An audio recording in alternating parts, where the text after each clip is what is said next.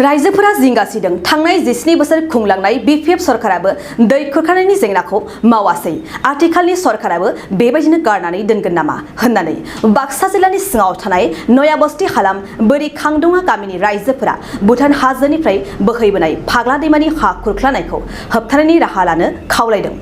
25 नं बागानपारा बिटिसि बियाबनि सिङाव थानाय नयाबस्ति प्राइमारि इउपिपिएल दोलोनि बोसोनगिरि आरो दानि खुंथाय गोहोआव थानाय अदला बिसिडिसिनि सोद्रोमा आसार रामसियारि बिथाङा बोरि खांदुङा गामिनि सेरजों बोहैलांनाय फाग्ला दैमानि हा खुरख्लानायनि जेंनाखौ गावनो खुंथाय गोहोआव थानाय बिसिडिसिनि सोद्रोमा जानानै प्रमद बर' बिथांखौ फाग्ला दैमानि हा खुरख्लानायखौ सुस्रांना रायजोनि मदद खालामनो खावलायदों। बिथाङा फोरमायबावनाय बायदिब्ला बिटिसिखौ 17 बोसोर खुंलांनाय बिपिएफ सरकारनि सेरावबो गले गले बे फाग्ला दैमानि हा खुरख्लानायनि जेंनाखौ सुस्रांनो खावलायहैदोंमोनब्लाबो नाथाय बिथांमोनहाबो जेंनाखौ सुस्रांनायनि जेबो राहा लायासै होननानै मोनथिहोयो।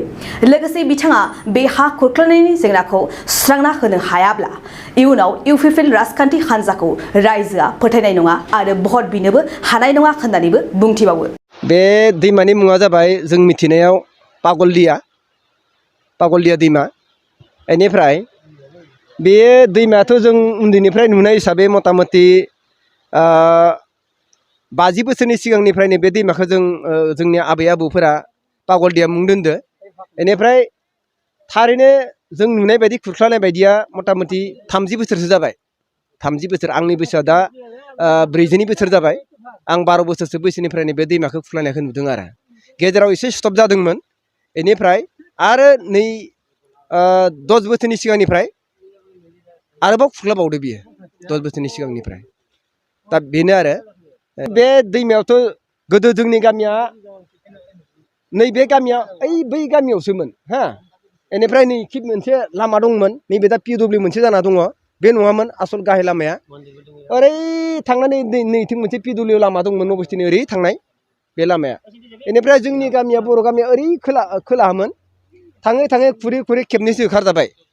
होखारजानायनि उनाव दा नैबे लास्ट पर्दा बियो, बेयाव होखारजानायनि उनाव जोंहा थारमाने जायगा गैला आरो नै बिथिं जोंहा दावलांनो हानाय जायगा गैला। ओरैनो मथा मथि 400-500 हेक्टरसो हा दैमाया लांबाय आरो जोंनि बे। जोङो गोदोनि दिनाव जोंनि आइ आफामोना रोङाखैमोनब्लाबो जों जि समनिफ्राय एसे दैमा खुरख्लानायखौ नुबाय, बे जों जिथु एसे रोंगौथि मोनबाय दैमाया बिदि खुरख्लाबाय थायोब्ला जोंनि गामिया थानाय नङा, बे गामिनि अबस्थाया मा जागोन बेखौ जों बुजिनानै मथा मथि जोङो 12-13 बोसोरनि सिगां जै समाव बिपिएफ सरकारा जोंनि बे बिटिसिखौ खुंबाय, बिटिसि एकर्ड जानायनि उनाव बिटिसिखौ जिथिया बिपिएफ सरकारा खुंबाय, बे समाव जोङो बुंदोंमोन जे हाग्रामा सारखौ जोङो मेम'रेन्डाम होदोंमोन। जोंनि MCLA जा बनमालि सार जाना थांबाय। बेनिफ्राय जा फनिन्द्र जाना थांबाय। बेनिफ्राय MLA जाबाय जोंहा मनेस्वर बर' बिथांमोनखौ जोङो मेम'रेन्डाम होदोंमोन। नाथाय बिथांमोना सानसेबो जोंनि बे दैमायाव फैनानै खबर लाफैयाखै। दिनैसिम जों बिसोरनि सरकाराव जोङो मेम'रेन्डाम होदोंमोनबाबो जेबो खबर लाफैयाखै बिथांमोना। बे जियानो जा थेवबो बे जाबाय जे बेखायनो जों बे दैमायाव भुगिबाय थानाय मानसि हिसाबै जोङो बिथांमोना जिहेथु खबर लाफैयासै, बेखायनो जोङो मोनसे जांख्रिखांनाय लाबोदोंमोन आरो आजि जोङो जांख्रिखांनाया जोङो 10 बोसोरनि सिगां जांख्रिखांबोबाय जे सरकारखौ सोलायनांसिगौ, नङाब्ला जोंहा जेबो खामानि जानाय नंला। जिहेथु बे जोंनि बिटिसिनिनो मोनसे सम्पतिमोन बे दैमाया। बे दैमायानो जोंखौ जिथु खथि खालामबाय थादोंबा जोंबो बिटिसिनिनो जोंबो थागिबि। गतिके बे दैमाया जोंखौ खुरख्लाबाय थायोबा जोंनिनो खहा, बिटिसिनि रायजो राजाफोरानो खहा जागोन होननानै जोङो सरकारखौ सोलायनांगोन होननानै जोङो स्ल'गान होबोबाय थादों। बे हिसाबै सरकारा सोलायबाय। नैबे 2 बोसोरनि सिगां 3 बोसोरनि सिगां जोङो गोबां सेस्था खालामनायनि गेजेरजों जोङो सरकारखौ सोलायहोबाय। बर्तमानाव आंबो सासे इउपिपिएलनि सासे सोद्रोमा। बे हिसाबै आङो गासै रायजो राजाफोरखौ जोङो स्ल'गान होदो जे बिपिएफ सरकारजों थाबा जानाय नंला, जोङो गोदान मोनसे सरकार लाबोनांगोन, अब्लासो जों बे दैमानिफ्राय जों रैखा जानो हागोन होननानै जोङो रायजो राजाफोरखौ जोङो गोबां बुरखायै दिनै जोङो सरकारखौ परिबर्तन लाबोबाय। परिबर्तननि सार्थआव जोङो बयबो रायजोफोरा भट होदो। मोनसेल' जोंनि बे बोरिखादङा गामिनि मोनसेल' मुख्य उद्देश्य जेंनायानो जाबाय फाग्ला दैमानि जेंना। बे फाग्ला दैमानि जेंनाखौ जाय सुस्रांगोन जों बेनोनो भट होगोन होननानै बुंदोंमोन जों। गतिके जों दाबो गोग्गाम मारिनो हायो, बे फाग्ला दैमानि जेंनाखौ जों सुस्रांनांगोन। इउपिपिएल सरकारा जोंनो मोनसे बाथ्रा होदोंमोन प्रमद बर' सारा फैदों इलेक्सननि सिगां बिथाङा बुंदो बे दैमाखौ जायखिजाया जों माबाजों राहाजोंब्लाबो जों बे दैमानि जेंनाखौ जों सुस्रांगोन नोंथांमोना मात्र जोंनो मोजाङैल' भट हो होननानै जों दा जिहेतु सरकारा सोलायबाय बिथांमोना जिहेतु बाथ्रा होबाय आंबो सरकारनि खासे सोद्रोमा दा बे हिसाबै आंबो लुबैदों दे जोंनि बाथ्रा होनाय जिखिनि बाथ्रा बेखिनि बाथ्राखौ रायजो राजानि सिगाङाव मावफुंनानै दिन्थियोब्ला नेक्स्ट फैबाय थानाय समाव थारमाने जोङो आरोबाव खेबसेबाव जोङो सरकारखौ सालायलांनो हागोनखौ आङो मिजिं थियो आरो लोगोसे जोंनि रायजो राजाफोराबो जों एसे सेफ जागोन बेखौ आं लुबैयो आरो जाथारनांगौ बियो नङाब्ला जोङो फैबाय थानाय समाव जों बे जायगानिफ्राय जों थानो हानायाथ' गोजान जायगा नाथाय रायजो राजानिफ्राय जोङो बे बोसोरनै बोसोरथामनि गेजेराव जुदि जोंनि गोदान सरकारा खामानि मावनानै होनो हायाब्ला जोङो रायजो राजानिफ्राय मोनसेबो भट मोननायनि आसा गैया दा जों ओंखारनो हाया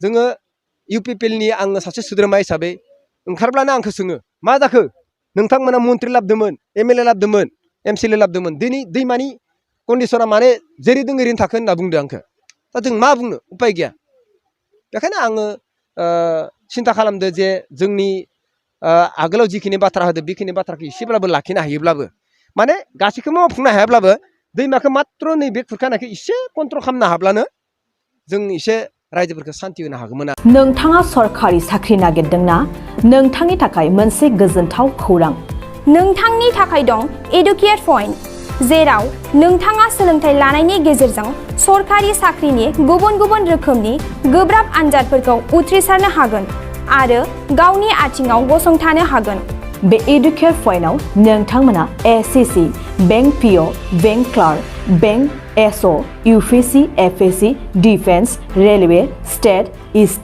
इन्सुरेन्स एएअ एडिअ एसिस्टेन्टजों लोगोसे स्टेट लेभेल जब आरो माखासे सरखारि साख्रिनि आनजादाव गोनांथि जानाय आयदाफोराव सोलोंथाइ लानो हागोन मख'नो गोनांदि बे सोलोंसालियाव साख्रिनिल' नङा बेयाव एमबिए आरो सैनिक स्कुल बायदियाव एडमिशननि थाखाय एन्ट्रेन्स होनो थाखायबो सोलोंथाइ लानो हागोन बे सोलोंसालियाव गाहाम थाखो खथानि सुबिदा दं आरो सम मथे नोंथांनि सोलोंथाइखौ बे सोलोंसालियाव होनाय जागोन बेखौबो मिथिनांगोन दि बे एडुकेट पइन्टआव सोलोंथाइ लानानै बावैसो 2021-22 इं मायथाइनि एसएससि जिडिनि आनजादाव गासै 11 सा सोलोंसाफोरा उथ्रिसारनो हादों बारा नङा गासै 15,000 रांजोंनो नोंथाङा बे सोलोंसालियाव 6 दानसिम सोलोंथाइखौ लानो हागोन बे सोलोंसालिया क'क्राझार बरपेटा रड गवालपारा आरो बङाइगावआवबो दं क'क्राझाराव सोलोंथाइ लानो गोसो गुदुं जानाय सुबुंफोरा 70020261133 9101536360 70020261133 9101536360